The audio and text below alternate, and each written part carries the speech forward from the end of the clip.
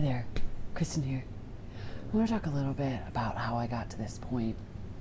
I definitely someone who is full of hope and definitely believes that we have within us the power to heal both ourselves and the world around us. Sometimes I am quite certain that my hope makes others perceive me as naive, as if anyone who actually takes stock of the reality of this world could never still feel hope in their body. And I find that to be a very problematic framework, a very problematic way of viewing the work that I'm engaged in, as if being hopeful means that I can't actually understand all that we need to fight against and all that's wrong. I will say that it's not lack of information about what's going on that enables me to stay hopeful. I am not someone who loves to throw my head in the sand and ignore what's going on. I am also not someone who loves to just consume traumatic information over and over and over again. And so I tend to not watch mainstream news because it feels to me very sensationalized and less helpful for me. Just because in life I have found there's so much power in being able to settle my body and be embodied and be present. And oftentimes the way that information is shared in our media does a lot to make me leave my body, right? It sends me down a thought train that's like thinking over here, or brings me back, or moves me strongly into fear, into this like fight or flight, or kind of freeze space is often where I feel like the news is moving us. And personally, I find so much power in the moments when I can like face issues and I'm not being almost like attacked by them. And so by that, what I mean is, how are we giving ourselves space to tap into our power and flow with some resiliency? For me personally, one of the reasons I'm able to stay hopeful, and this has been something I've had throughout my entire life, I have always been able to access hope. One of my superpowers is like silver lining, being able to see the good even amongst all of the darkness. And so much of that was birthed out of the way that I was raised.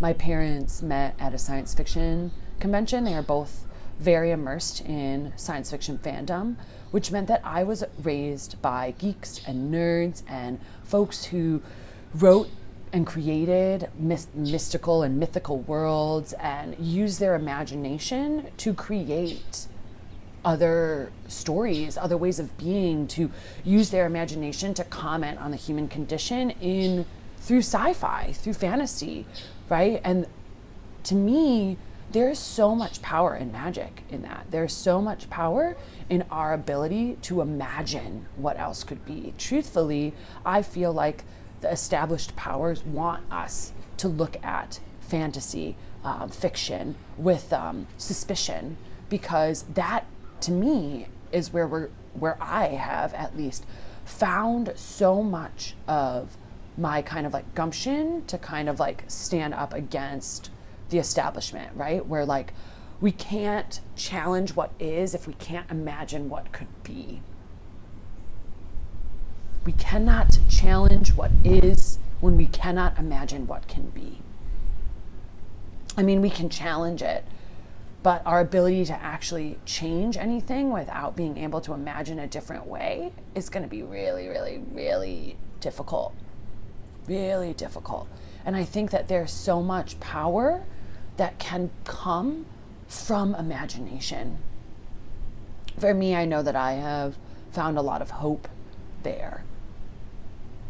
Yeah, because I also, it's like I was also raised immersed in like Disney, right? Where, for better, for worse, like much of their stories is like true love conquers all. Much of their stories is for me, like when read from like a, more uplifting perspective, is like, trying to tell uplifting stories of young women. They don't always hit the mark. And yet, as a young woman growing up, like watching Belle or watching Jasmine, like my resiliency was that I watched those stories and I felt empowered. I found hope. I felt, yeah, I can do whatever I want. Yeah, it is okay that I am kind of nerdy and I like to read.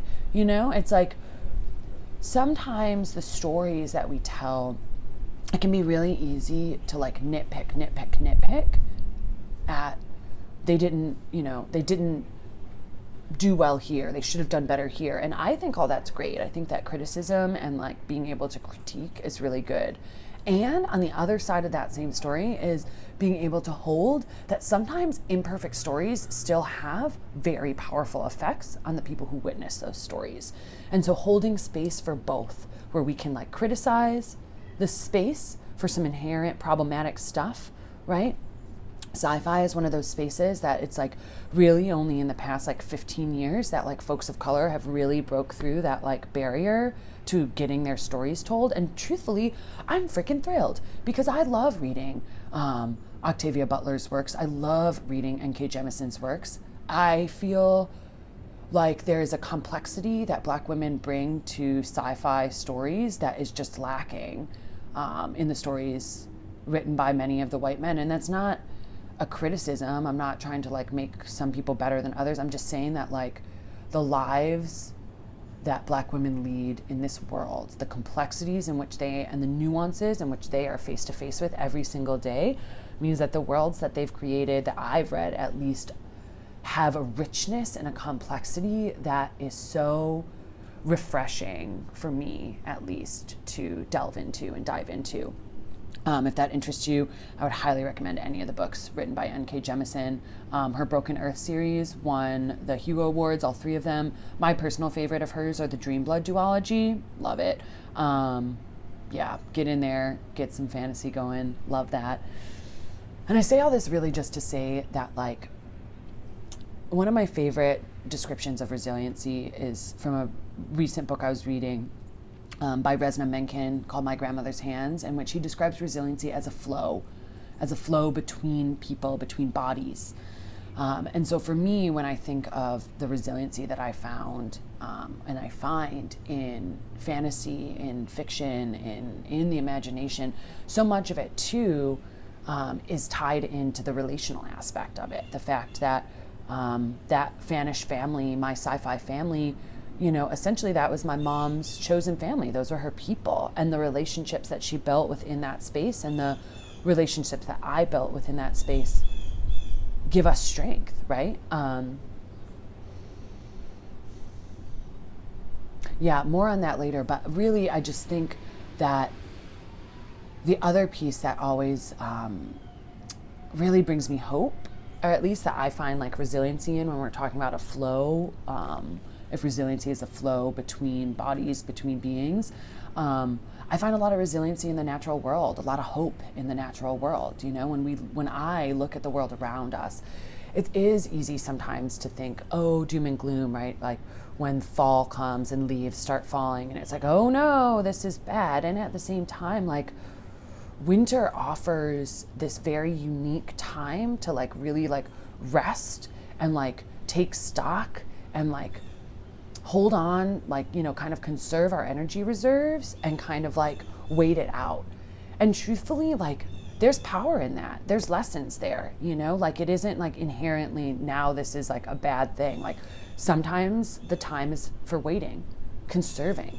And then springtime comes and we put our energy, all that reserved energy, into full force, and we come forth brand new with beautiful new baby leaves and blooms, and summer comes and there's this like bounty, and then we're back, again to like autumn where we're harvesting and things are falling. And so for me, that kind of like cyclical nature of life, which can also be seen, a lot of folks find strength in watching like the moon cycles, which I think is another like huge kind of like cyclical reminder that like everything ebbs and flows, and like we need to honor the kind of rhythms and the cycles of life and not necessarily always try to force, because like, yeah, I probably would feel like really a lot of despair if I constantly tried to like plant during winter and nothing grew. Year after year, I'm like putting my seeds in the ground and it's winter time and nothing's growing, and I'm mad at the world that my seeds aren't growing. But I've planted my seeds at the wrong time, period. You know, like sometimes that just happens, you know? And so I say that to say that, like, yes, I am full of so much hope. I believe in each one of us. I believe that we are here to birth a new world into being, and I believe we're doing it now.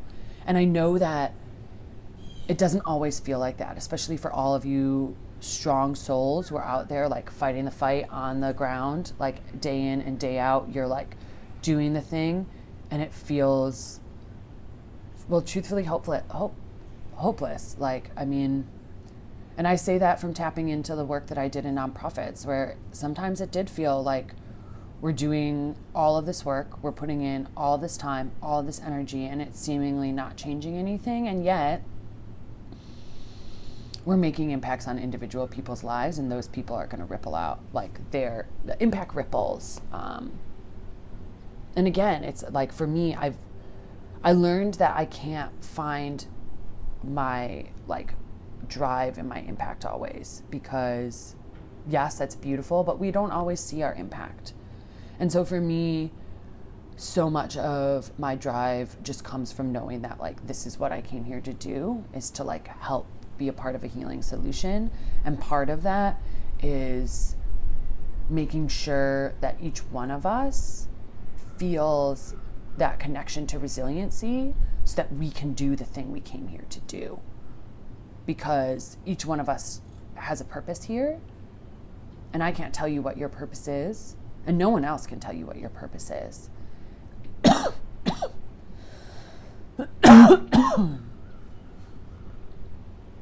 Yeah. You're here for a reason.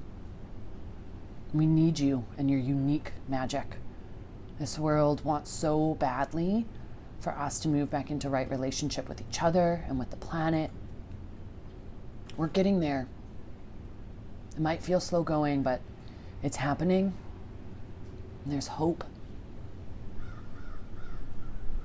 Yeah, I'd love to hear what keeps you hopeful through all the dark times. I'd love to hear about where you find resiliency and power. I think sharing these things with each other is part of what we need to do, because I think it's really easy to forget that my imagination is part of my resilience, right? That like hope can be birthed from that space, you know?